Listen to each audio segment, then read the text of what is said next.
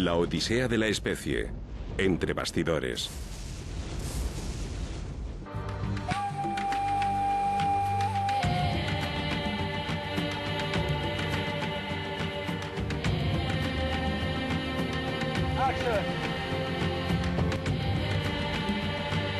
¿Quién es real? ¿Quién es virtual? ¿Dónde está el actor? ¿Y el ordenador? ¿Qué sabio loco se ha atrevido a dar vida a estas criaturas? ¿Quién se esconde tras las máscaras? ¿Quién ha dado un rostro a los hombres de ayer? ¿Estos fragmentos de huesos resucitados son fruto del saber científico o de la imaginación de unos artistas? Pasen y vean. Están en su pasado.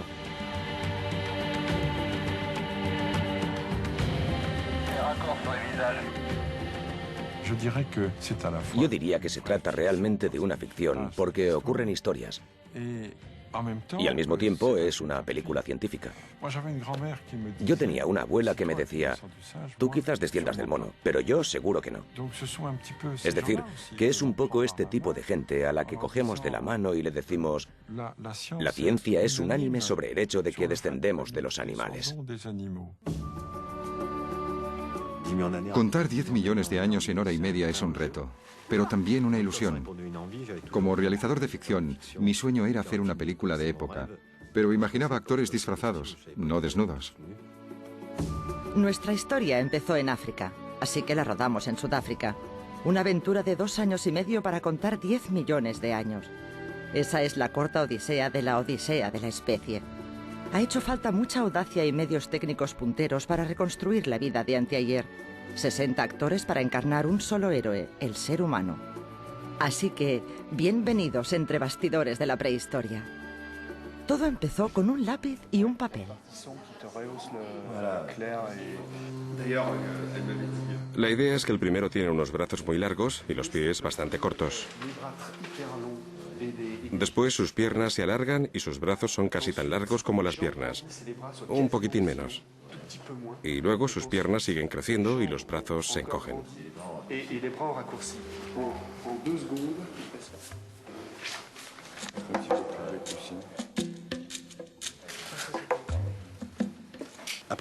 Tras largas discusiones con Yves Coppin, consigue recrear lo que había podido ser la vida en aquella época. Pero llega un punto en el que, como científico, no puede ir más lejos. Y como un corredor de relevos, pasa el relevo al creador para que él, con estos datos, interprete e intente transmitir emociones y humanidad a través de estos datos científicos muy precisos. En cuanto a Lucy, el esqueleto revela, sin lugar a dudas, que Lucy ya vivía de pie. Y más allá de este hecho, hemos ideado experimentos para poder imaginar más o menos cómo camina la gente de hoy. Gente que está viva, tanto niños como adultos, o como grandes simios. Y de ahí hemos extrapolado la forma de andar de Lucy. Y es lo que hemos utilizado en esta película. ¿Creían que nuestros antepasados de hace 3 millones de años se nos parecían? ¿Han adivinado que estos prehumanos están hechos con imágenes de síntesis? Durante el primer tercio de la película, todos nuestros héroes son virtuales. Al principio se escogió la opción de tratar a los personajes iniciales, horrorins y australopitecos, en 3D por 2 razones. Una, la morfología y la altura. Estos personajes medían 1,30 m, así que era difícil de imaginar cómo meter a un actor de nuestra altura actual en su piel. Y la segunda era por los gestos. Los científicos han demostrado que estos personajes tenían formas de moverse distintas a las nuestras, y el 3D permite una mayor libertad en este aspecto y no estar atados a nuestros movimientos actuales. Nunca en ninguna película que se haya hecho se ha ido tan lejos en cuanto al rigor de reconstitución de la forma de andar de estos antepasados, quieras que no, un poco raros, que trepan como los de antes y que andan un poco como los de después, pero solo un poco. Porque Lucy tiene que balancearse mucho para conseguir mantenerse de pie y no cansarse demasiado con esta locomoción bípeda.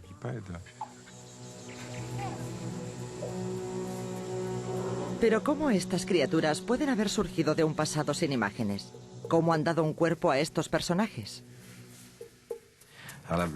El principio utilizado ha sido el de construir primero unas esculturas que no tenían pelos, pero que respetaban el volumen de los músculos, de los huesos, de la cabeza, y que fueron aprobadas por los científicos y por la producción. A partir de ahí hemos modelizado, es decir, transformado estas esculturas de barro en objetos virtuales. Esto fue la primera fase. Después se hace lo que llamamos una movie, es decir, se filman los actores para que podamos visualizar en el decorado lo que hemos imaginado en 3D.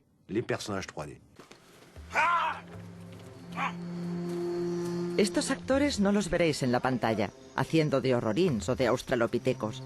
Después de haber representado su papel, se retiran y filmamos los decorados vacíos, sin actores. Y sobre esta imagen real es donde se integrarán las imágenes de síntesis en movimiento. De hecho, para captar este movimiento tuvimos que utilizar técnicas de captación de movimiento asistidas por ordenador.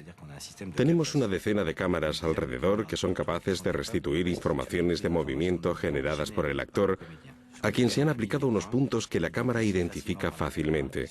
Luego son analizados por el ordenador y retranscritos sobre el modelo virtual, es decir, sobre el modelo en imagen de síntesis. La gracia es que se conserva la credibilidad y la naturalidad del movimiento.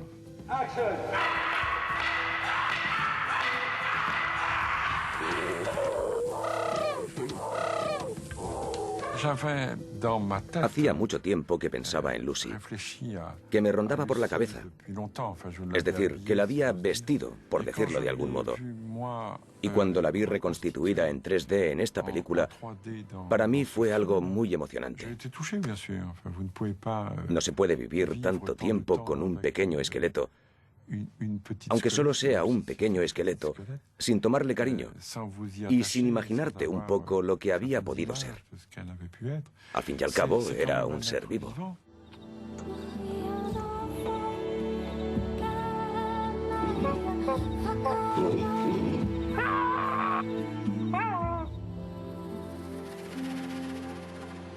Philippe Saugier fue quien dirigió al equipo de entre 15 y 20 personas, según la fase de la producción.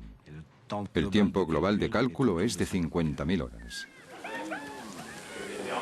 Horas de cálculo, efectos especiales. Los informáticos no vivirán solo para los ordenadores. Esta vez se han aventurado sobre el terreno para supervisar las escenas más delicadas del 3D. Très bien. J'ai une question, la 3D, si j'ai un petit coin d'ombre droite, ça pourra s'arranger chez vous? Jack, use the head. Ah oui, d'accord. Ready, action!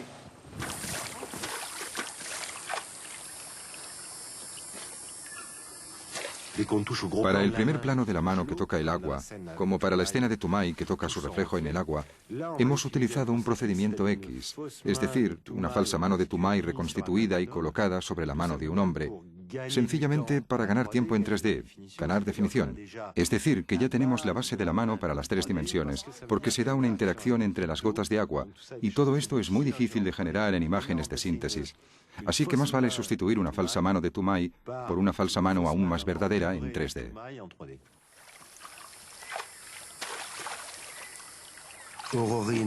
Horrorín y Toumaï vivían en paz con muchas otras especies como el calicotero. Ni presa ni predador, solo un vecino agradable. El calicotero es impresionante porque es muy grande. De hecho, pertenece a la familia de los rinocerontes. Era un gran animal esencialmente herbívoro, como lo es el rinoceronte actual.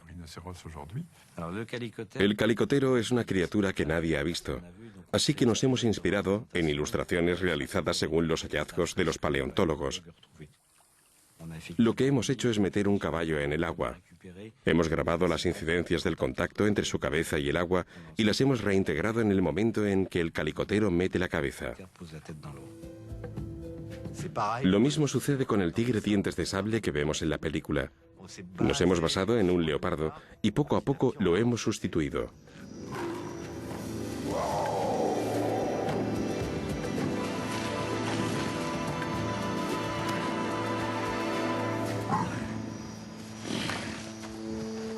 Para el león, hemos encontrado una reserva en Sudáfrica, donde hay leones domesticados. Pero no me refiero a leones de circo, sino a leones de reservas. Así que hemos maquillado el brazo de un domador, le hemos dado una lanza en llamas y hemos hecho el contraplano con un actor en otro sitio, tirando la lanza hacia la cámara. Y de hecho, la magia del cine hace que al asociar los dos planos nos dé la impresión de que es el cazador. ¿Y la caza de antílopes del Homo erectus? ¿Os habéis preguntado cómo la habíamos rodado? Ok, Jacques, on est prêt. Tu m'as reçu? Ok, on va tourner. À la chute. Tourner. Be quiet, please. On demande le moteur. Siempre me acordaré de la primera toma. Nos ponemos en nuestros sitios. El antílope sale de la jaula. Atención, es peligroso. La cámara empieza a filmar. Los actores están preparados. Tendrían que mandarnos el antílope. ¿Y qué sucedió? Apareció Bambi, paseando tranquilamente con sus grandes orejas y mirándonos con simpatía. Así que fue muy largo de organizar para captar la sensación de miedo. Y luego, cuando vemos la piel desgarrada, se trata, por supuesto, de piel falsa, con un bistec metido debajo y sangre falsa. Se pierde mucho tiempo, pero no lo matamos. Oh, I can, for him, you can.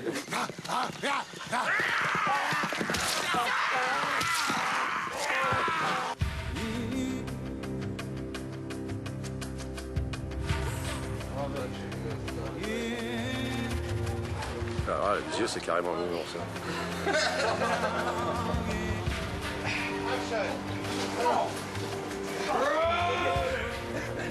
Quiet, please. Avant, après.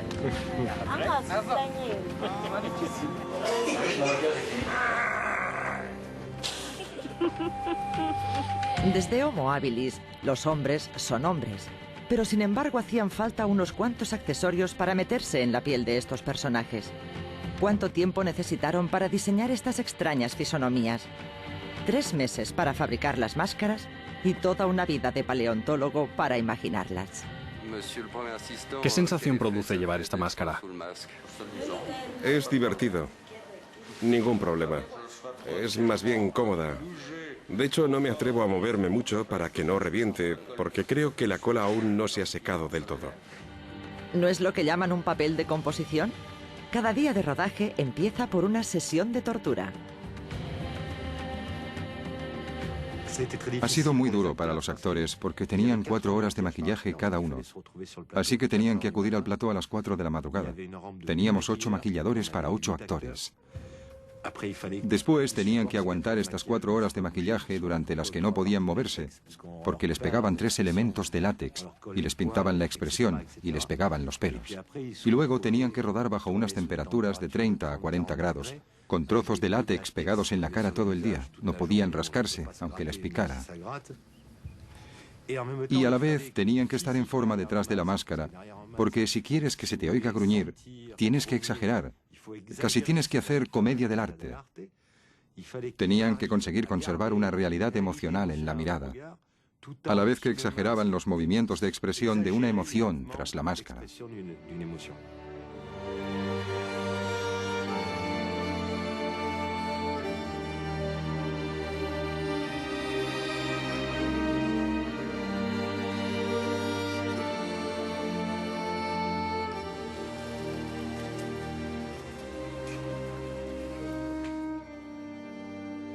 Así, a los ojos de los científicos, estaba teniendo lugar algo mágico, ya que lo que veían en movimiento era algo que tenían en sus mentes.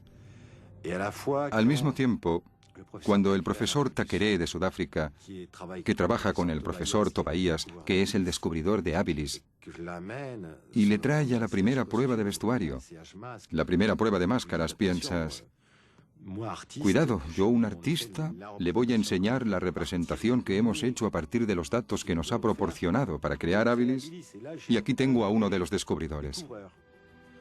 Y la reacción del profesor Thackeray es que se emociona.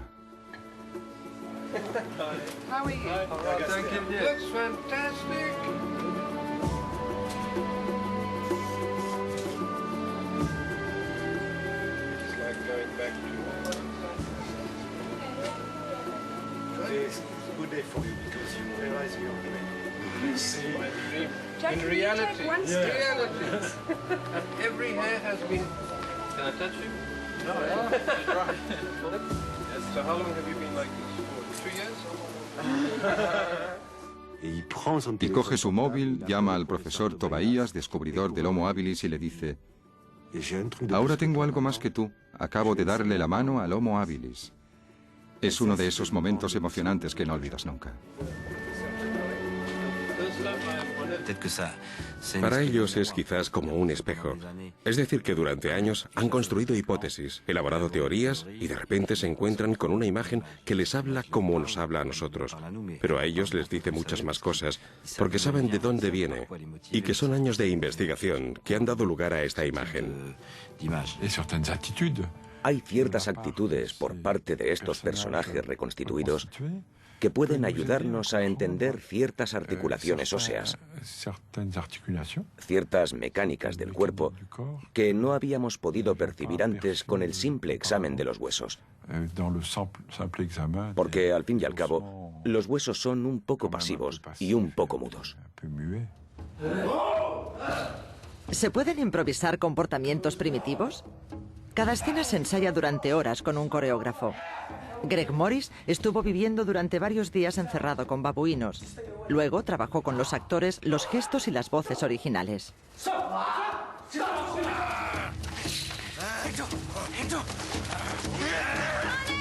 Sobre el terreno, el realizador da el toque final, el alma de los personajes.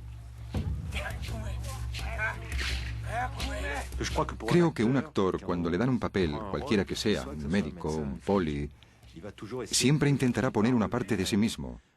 En este caso era genial, porque se les pedía que fueran a buscarse a ellos mismos, pero a buscarse a ellos mismos de hace 8 millones de años, y ser lo que hubieran podido ser. Realmente tenían que buscar en sí mismos, porque no tenían ningún ejemplo.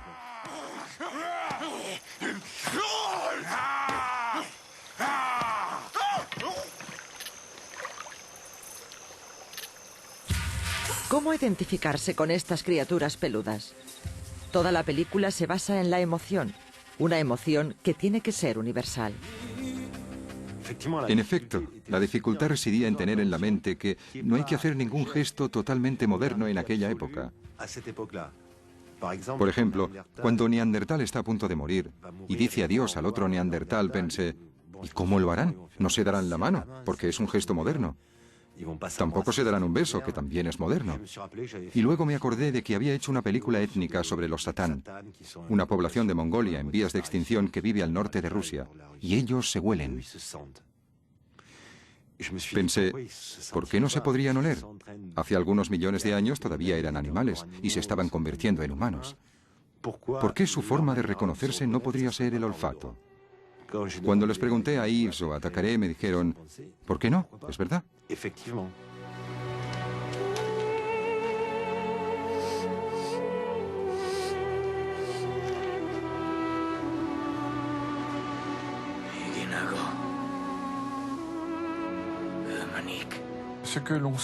Lo que sabemos del lenguaje es que la capacidad para el lenguaje articulado se estableció hace unos 3 millones de años.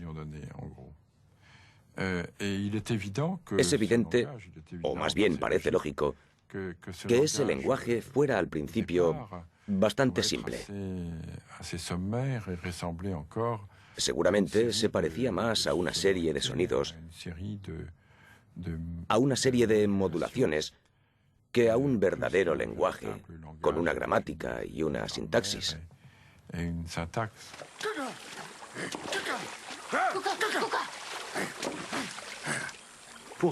Respecto a Horrorín y Australopiteco, trabajamos sobre sonidos reales de mono que distorsionamos y falseamos un poco, para dar voz a una especie en evolución, a partir del momento en que hay una especie de obertura de la laringe.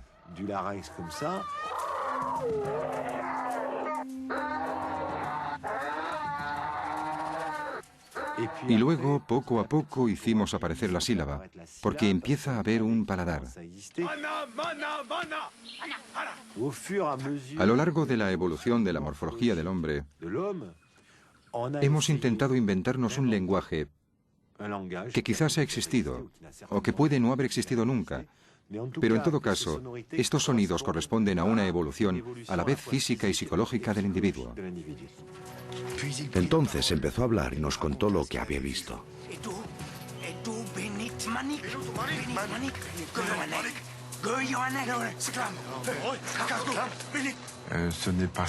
No resulta fácil imaginar cosas, inventar un lenguaje, inventar unas palabras, reinventar un lenguaje de alguna forma. Me quedé con el brr y ahora lo utilizo todo el rato. Fue el primer nombre que se le dio.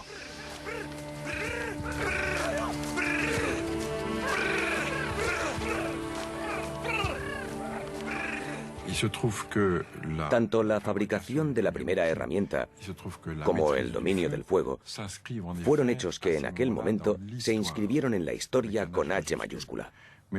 Pero cada vez hay una pequeña historia que es un cuento. No estamos seguros de que se descubriera la herramienta de esta forma. Tampoco estamos seguros de que el fuego se descubriera así. Pero pienso que en ambos casos la historia es muy bonita, muy poética. ¿Por qué no?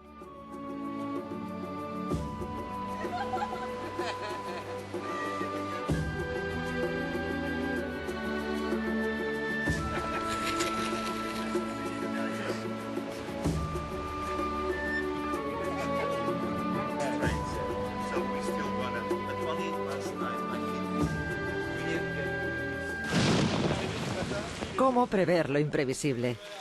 Opération Escargot. 3 días lloviendo sin parar ciertamente han complicado de forma singular el rodaje, pero también han dado magia a la escena. La piedra cortada corta la mano.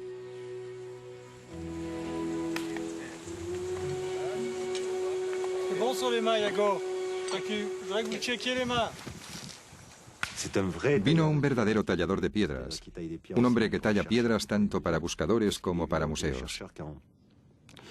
Porque está claro que los buscadores, cuando trabajan sobre la herramienta y la piedra, quieren saber cómo se hicieron, con qué tipo de piedra, con qué gesto.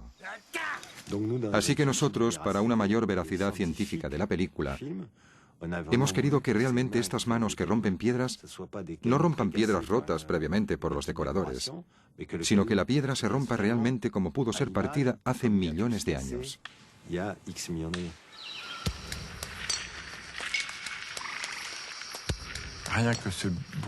Solo este ruido de piedra rompiéndose y que están tallando es muy emocionante.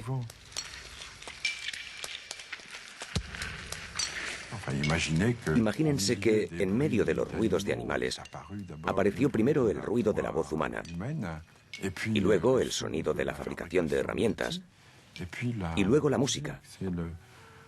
Es toda una poesía que se forma y toda la simbología a la vez.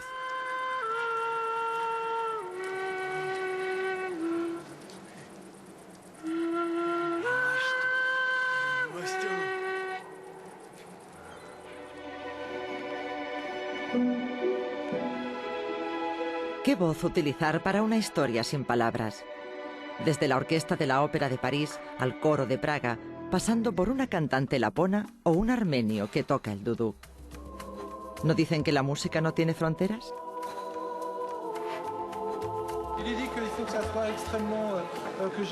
Las voces deben ser muy puras.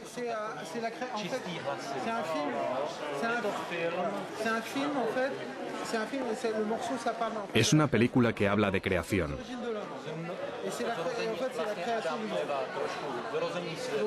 De los orígenes del hombre. Cuando es fuerte, que sea fuerte. Pero no tiene que ser nunca demasiado vibrante, ni voces demasiado altas. Cuando se trabaja con un grupo, hay que proyectar una imagen fuerte. Todos llevamos esta historia en nuestro interior, así que solo hace falta, para guiar a la gente, darles un poco de luz. Por ejemplo, para la escena del bipedismo, haces esto y ya está. Cantarán así.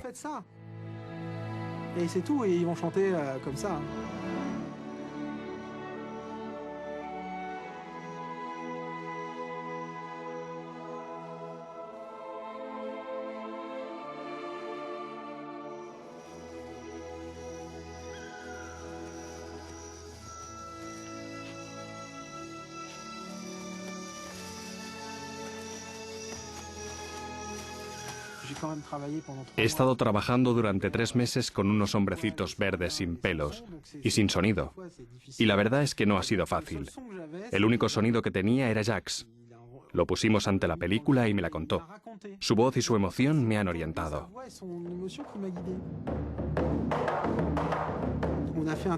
Hemos hecho un trabajo realmente de hormiguita con percusionistas, buscando sonidos de la tierra, de las piedras, de la madera. Algo muy primitivo, algo en realidad muy anclado al suelo.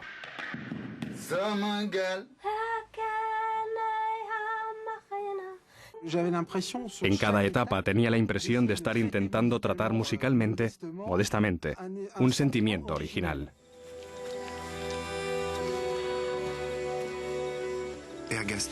Ergaster no lo entiende. Ella está ahí en su cabeza, pero ya no está a su lado. ¿Por qué? ¿Y por qué le resbala agua por la cara?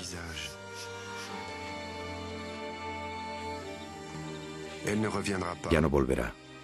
Ergaster empieza a tomar conciencia del paso del tiempo.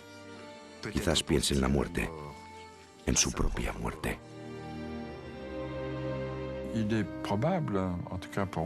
Es muy probable, al menos para mí, que la noción del otro mundo y, por lo tanto, de la angustia que provoca la muerte de los seres queridos haya aparecido con la conciencia. Pero no tenemos datos de ello enseguida. En cambio, hemos encontrado cráneos partidos, aparentemente de forma ritual, a partir de 1 millón de años. Al menos 1 millón. Y a partir de los 300.000 años, de forma muy clara, encontramos fosas sepulcrales.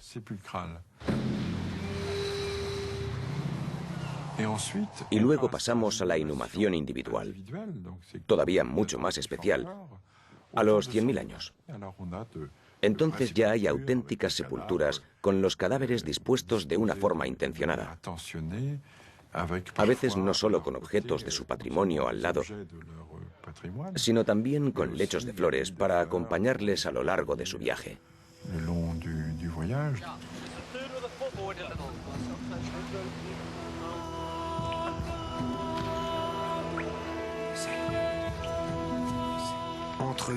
Entre los dos, un intercambio es posible, pero limitado por un factor puramente biológico. Ningún hijo podrá nacer de su unión. Neandertal y Sapiens no se pueden reproducir debido a una gran diferencia a nivel genético. Es evidente que esta película ha tomado la ciencia en el punto donde se encontraba.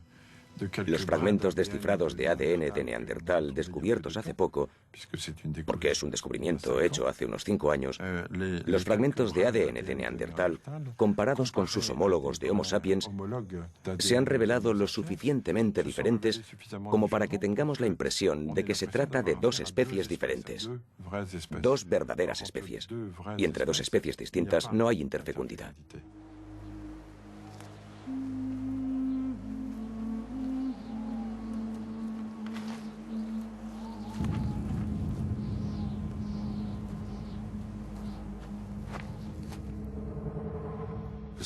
Lo que me ha enseñado esta película es que todos dejamos huellas.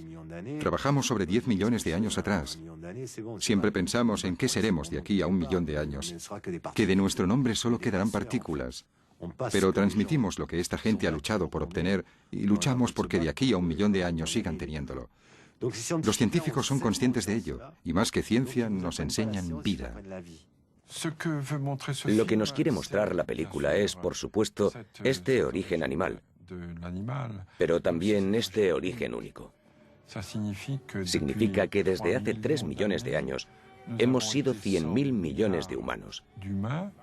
Que estos 100.000 millones de humanos tienen todos el mismo origen único, tropical, africano.